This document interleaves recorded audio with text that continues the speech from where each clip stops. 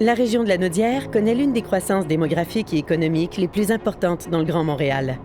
La mobilité est un vecteur social et économique essentiel à la pérennité de nos communautés.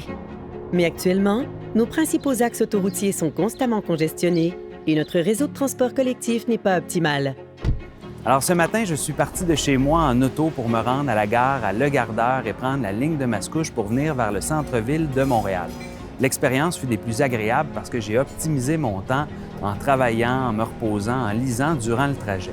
Mais je comprends les usagers de vivre des frustrations parce qu'avec la fermeture du tunnel Mont-Royal pour les travaux du REM, le temps de parcours s'est rallongé.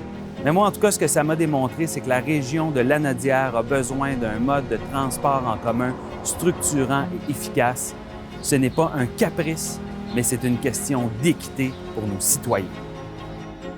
Alors, contrairement à mon collègue, j'ai tenté de venir au centre-ville de Montréal par mon véhicule électrique. Écoutez, on a passé au travers de multiples péripéties pour se rendre à destination.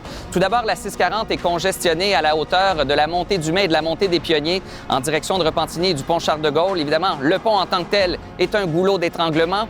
Rendu à l'échangeur Anjou, on était stationné, évidemment, complètement sur l'autoroute 40. Par la suite, j'ai tenté avec une application Waze de me faufiler à travers les rues de Montréal pour gagner du temps.